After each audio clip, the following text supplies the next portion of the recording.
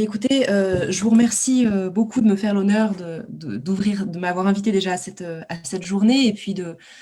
m'inviter à ouvrir cette journée scientifique en donnant cette conférence introductive que j'ai intitulée en effet «Repolitiser les transformations du travail et leurs conséquences dans le milieu de la santé» et j'espère être à la hauteur de cette lourde tâche. Alors, mes travaux portant essentiellement sur l'hôpital public et les soignants, je me baserai donc principalement sur ce cas dont, certes, on entend déjà parler très régulièrement dans l'espace public, mais qui est un cas emblématique et très instructif, il me semble, des entreprises de dépolitisation des effets du travail et des transformations du travail sur la santé dans les milieux de soins. Alors, je voudrais ici faire plusieurs pas de côté et montrer plusieurs choses. D'abord, je voudrais prendre un peu de distance avec une approche en termes de risques, et notamment de risques psychosociaux, de burn-out, qui est assez écrasante dès lors qu'on aborde les liens entre travail et santé chez les professionnels de santé et les soignantes tout particulièrement. C'est une approche qui, me semble-t-il, tente à prendre les risques psychosociaux comme un risque inhérent à l'organisation et à naturaliser d'une certaine façon les risques du travail sur la santé physique, mentale, psychique des travailleurs et travailleuses, sans questionner nécessairement les déterminants de ces risques et la responsabilité de l'organisation du travail et des politiques et des logiques qui les sous-tendent. Or, je voudrais montrer que ces risques ont une origine organisationnelle, économique, idéologique, en d'autres termes qu'ils sont politiques. Les effets sur le travail et la santé des politiques gestionnaires qui sont appliquées au secteur de la santé et plus particulièrement au service public hospitalier sont éminemment complexes et ne peuvent être résumés à une simple catégorisation en termes de risques psychosociaux ou de risques à gérer au mieux. Donc ici, je me concentrerai plutôt sur les déterminants de l'état des conditions de travail actuelles et de la pénibilité du travail et les effets de ces conditions de travail sur les professionnels de santé, plus particulièrement sur les soignantes. Ensuite, je voudrais montrer que la situation qu'on connaît aujourd'hui n'a à la fois rien d'évident, de naturel, ni de nouveau, et qu'elle est le fruit d'un processus historique dont les racines tiennent à la représentation sociale, politique, économique du travail soignant qui s'est construite tout au long du XXe siècle et qui, d'une part, nie le fait que celles qu'on appelle les travailleuses du care, qui peuplent largement les hôpitaux et le système de santé, le milieu de la santé, les infirmières, les aides-soignantes, les auxiliaires de vie, etc.,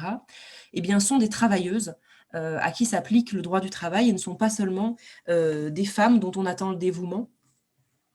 Et d'autre part, je voudrais montrer que cette représentation qui s'est imposée au fil des années du travail de soins,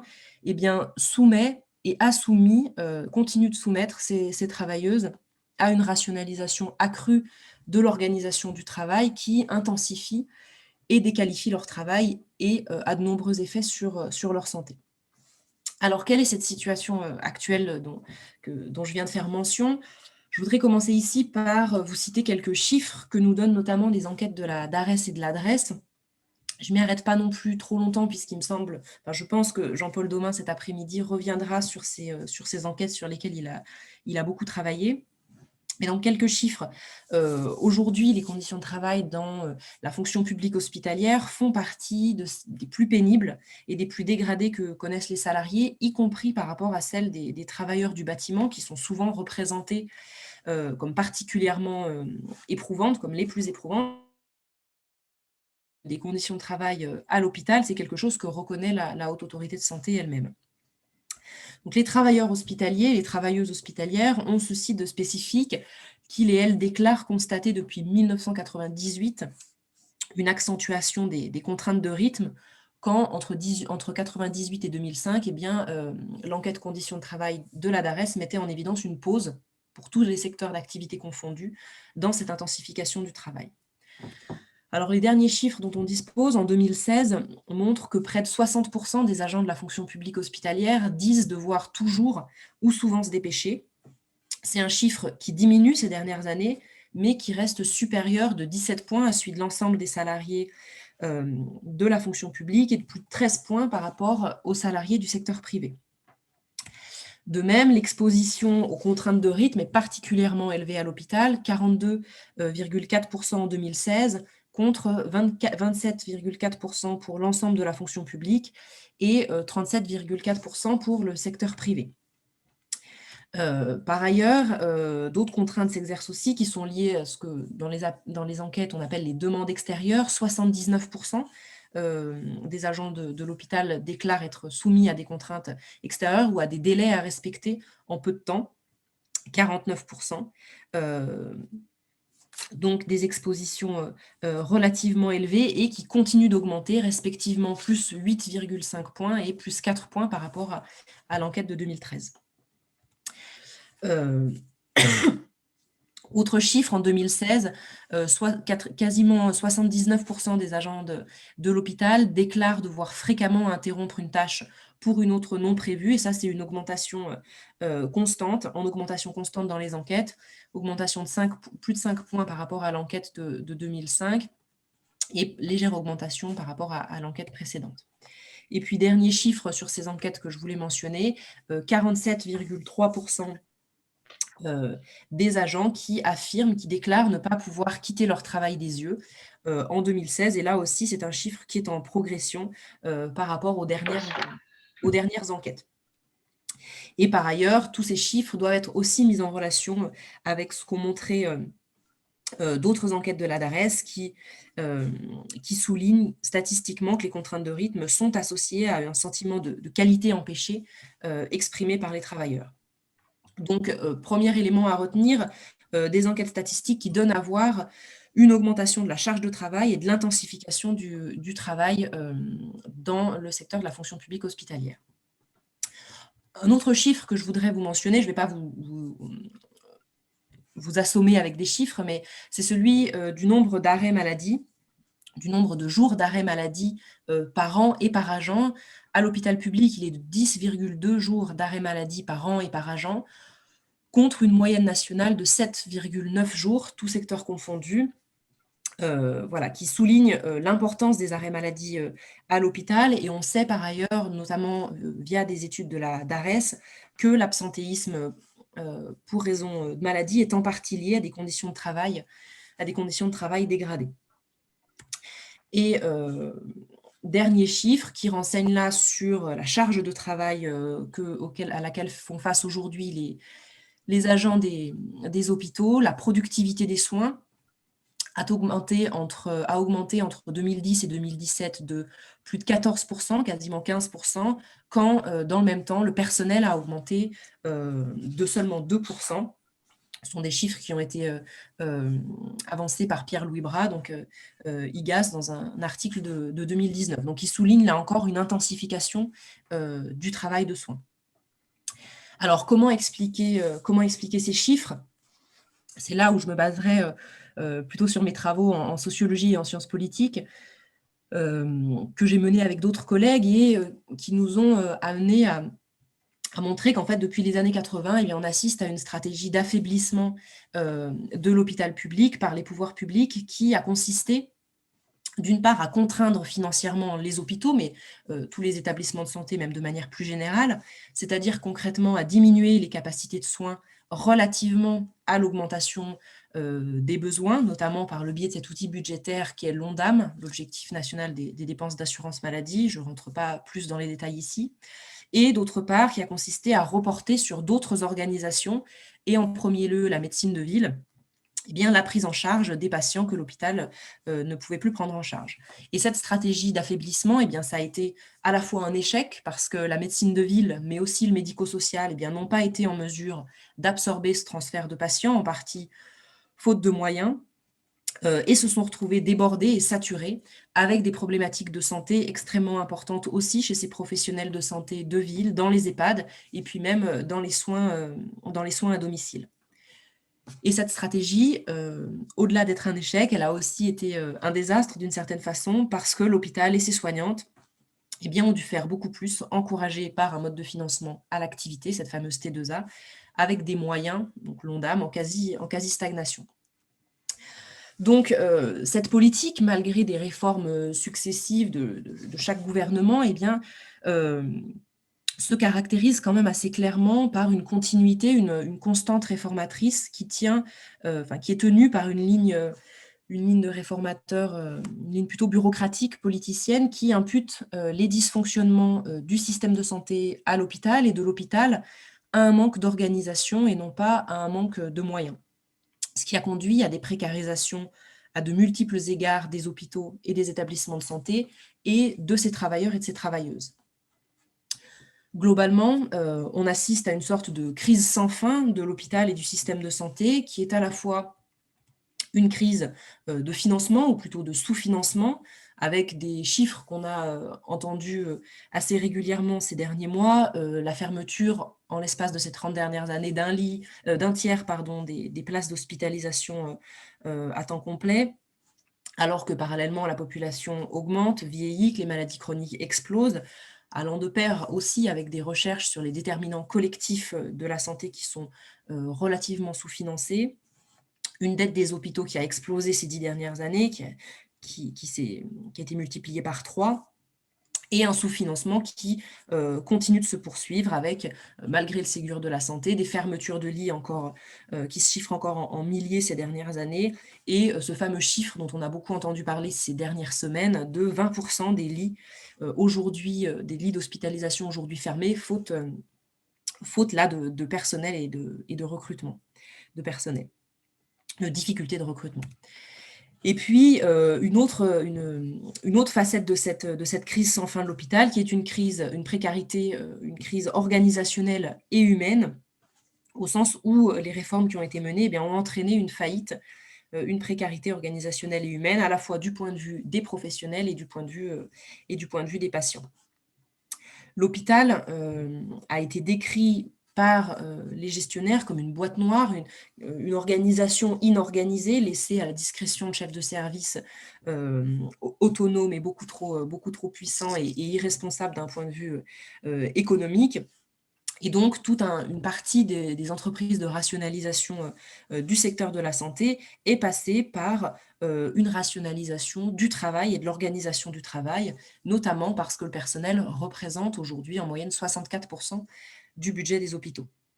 Et donc, depuis le début du XXe siècle, cette rationalisation de la gestion interne des hôpitaux a consisté à passer en revue l'organisation du travail et ce qu'il impliquait financièrement. Et le temps de travail a notamment été un point de focalisation privilégié pour optimiser ce qu'on a appelé la productivité des soins et la productivité du travail. C'est à la fois reposé sur l'instauration dans les années 30 d'un régime d'équivalence qui a perduré jusqu'à la fin des années 60, considérant que le temps de présence des soignantes sur place à l'hôpital n'équivalait pas en totalité à du temps de travail. Donc un soupçon qui est toujours présent aujourd'hui, que le temps passé dans les hôpitaux n'est pas complètement du temps de travail effectif et qu'il y a tout le temps des temps qui sont considérés comme improductifs, des temps morts. Et puis, ça a consisté parallèlement, dès la loi de 1919 sur les 8 heures et jusqu'aux 35 heures, jusqu'aux années 2000, par une réflexion sur l'organisation du travail, cherchant à faire des économies de personnel, en essayant d'identifier ce que les consultants d'aujourd'hui appellent des gaspillages, et cherchant à repérer ce qu'ils appellent aussi des gisements de performance. Qu'est-ce que c'est que ces gaspillages et ces gisements de performance? Eh bien, ce sont les temps de pause, les temps d'échange entre collègues, les temps de transmission d'informations entre équipes, les temps de discussion au calme avec les patients, des heures supplémentaires trop nombreuses, des lits pas assez remplis, des blocs opératoires pas assez utilisés, etc. etc. Donc on a assisté à la fois à une réduction du temps de travail globalement. On est passé d'une soixantaine d'heures de travail dans les années 40 à aujourd'hui officiellement 35 heures. Une réduction du temps de travail qui a aussi rempli la fonction politique de montrer que le gouvernement, l'État se souciait de la question de la pénibilité du travail des soignantes. Réduction du temps de travail qui s'est accompagnée d'une augmentation continue de l'activité et donc d'une baisse aussi des temps de pause, des temps de chevauchement d'équipe, des temps collectifs, ce qui s'est traduit par une augmentation de la charge de travail, une intensification du labeur au détriment des temps relationnels et des temps collectifs.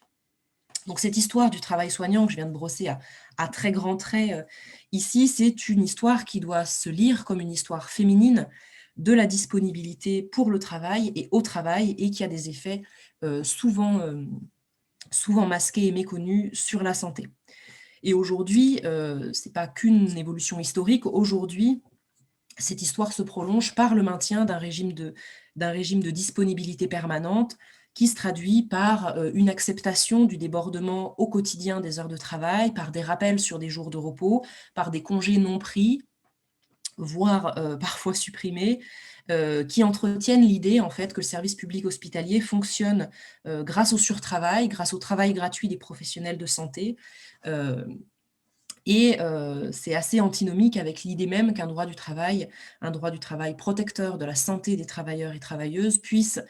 s'appliquer aussi à ces travailleurs et travailleuses de l'hôpital et du service public. Alors cette focalisation sur la question du temps de travail, elle s'est aussi parallèlement accompagnée d'une transformation dans la gestion de la main-d'œuvre, c'est-à-dire par une flexibilisation de la main-d'œuvre, partant du principe que la polyvalence et la souplesse seraient des sources de stimulation et de compétences pour les soignantes. Et l'expérience a été décrite, enfin l'expérience des professionnels a été décrite au contraire comme une zone de confort venant nourrir des résistances au changement. Et donc, ce qui a été progressivement mis en place, c'est la nécessité d'aller faire travailler les agents dans d'autres services, dans d'autres secteurs, instaurant un personnel interchangeable, des ressources interchangeables, via notamment la mise en place d'équipes de suppléance permettant d'aller pallier l'absentéisme ponctuel dans certains services, développant des grandes équipes, c'est-à-dire des personnels travaillant à la fois du matin puis d'après-midi, donc c'est-à-dire ne travaillant plus fixement le matin ou fixement l'après-midi ou fixement de nuit, donc alternant les plages horaires selon les jours de la semaine ou les semaines,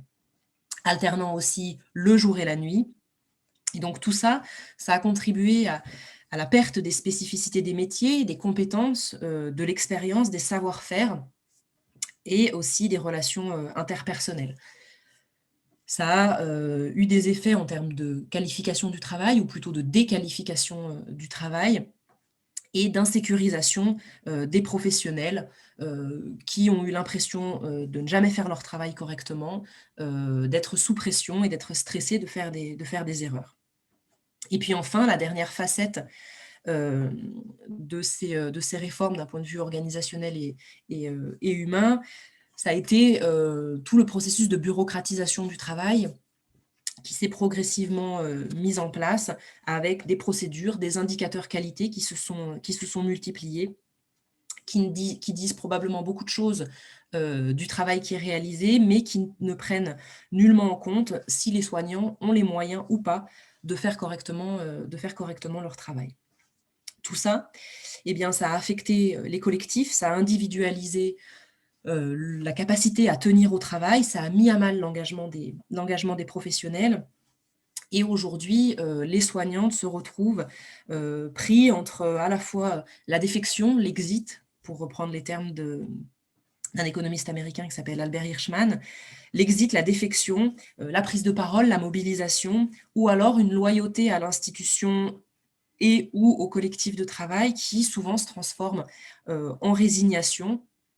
parce que pris dans des contraintes économiques, organisationnelles, et qui se fait souvent au prix de la santé du personnel. Donc cette précarisation des soignantes, qui est à la fois qui doit être considérée à la fois d'un point de vue objectif et d'un point de vue subjectif, eh bien, ça génère parfois une tendance à légitimer des dispositifs pour les soignantes qui tirent profit de leur travail, qui contribuent à dégrader leur santé, comme par exemple le cas du travail en 12 heures sur lequel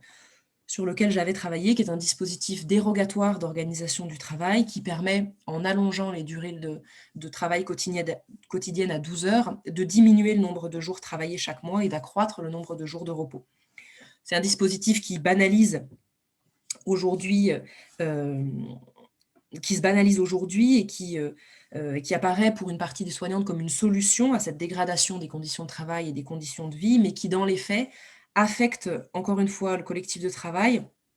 renforce les logiques d'exploitation en générant des dizaines d'heures travaillées gratuitement et contribue à l'intensification du travail et surtout contribuent à dégrader la santé.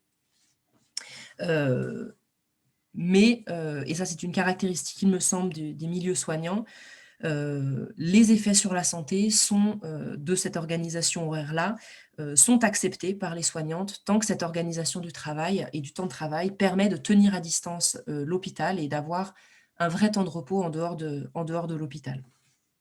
On pourrait prendre aussi un autre exemple, qui est celui des départs dont on entend beaucoup parler, de tous les types de personnel aujourd'hui, des infirmières, des aides-soignantes, des médecins en tête, mais aussi des cadres de santé, des brancardiers, des agents de radiologie, etc., etc. Des départs qui sont assez difficiles à chiffrer, mais qui sont fortement médiatisés et dont l'importance, il me semble, est renseignée par ce fameux chiffre des 20% de lits des hôpitaux fermés aujourd'hui. Et il me semble que dans tous ces départs, le départ des médecins hospitaliers, qui est traditionnellement un groupe plutôt dominant à l'hôpital, est évocateur, alors même que ce groupe professionnel se caractérisait par une socialisation professionnelle marquée par la rigueur, l'endurance physique, l'encaissement de durée de travail complètement atypique, un apprentissage d'une disponibilité permanente, d'un investissement professionnel temporellement quasiment illimité,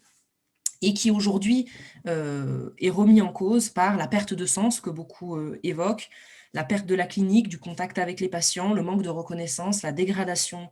de la qualité des soins qu'ils prodiguent, une industrialisation du travail, une augmentation de la charge de travail, un sentiment de faire de l'abattage, comme ils n'ont jamais eu à en faire dans leur carrière auparavant, même dans les derniers mois, qui les a fortement mis sous pression. Il me semble que tout ça, et j'en finirai sur ces quelques mots, tout ça est symptomatique d'une relation de contribution et de rétribution du travail qui s'est nettement détériorée ces dernières années. Les travailleurs et travailleuses du soin estiment que leur contribution et ses modalités ne valent pas leur rétribution, qu'elle soit matérielle ou symbolique. Et on assiste globalement, il me semble, à la négation des temps de repos et des temps de récupération, et plus largement à des effets combinés sur la santé, de la fatigue physique, de la fatigue psychique et morale, des souffrances éthiques que génère la perte de sens au travail, des conditions d'emploi dégradées, des perspectives de carrière peu enthousiasmantes et des contraintes qui sont liées à la vie professionnelle. Ces effets liés aux transformations du travail depuis plusieurs années viennent enfin s'ajouter encore aux effets qui sont liés à certaines conditions plus structurelles de travail dans le milieu de la santé, à savoir des horaires atypiques, travailler la nuit, travailler le week-end, qui sont liés à la mission de service public, ou à l'exposition à des agents pathogènes, les rayons X, les médicaments anticancéreux. On aura l'occasion, j'imagine, d'y revenir avec l'intervention d'Antoine Villa cet après-midi, tout à l'heure, dont on sait, tous ces éléments, qu'ils accroissent le risque de développer des cancers pour différentes raisons. Et à cet égard, cette journée, aujourd'hui, se tient 2 jours après la publication d'articles sur Josiane Clavelin, une ex-aide-soignante syndicaliste à la CFDT, qui lance l'alerte sur les cancers du sein des personnels soignants dus au travail de nuit, mais aussi à l'exposition aux rayons X. Donc, il me semble, et ce sera mon dernier mot, qu'on a ici tout intérêt à croiser les savoirs en sciences sociales, en chronobiologie, en médecine, en toxicologie, pour s'interroger sur les effets sur la santé d'expositions qui sont multiples et concomitantes, et qui tiennent tant à la nature du travail de soin lui-même qu'aux conditions de réalisation de ce travail qui sont produites par des politiques publiques largement orientées vers des logiques de performance et d'économie de personnel. Voilà, je m'arrêterai là-dessus. Je vous remercie.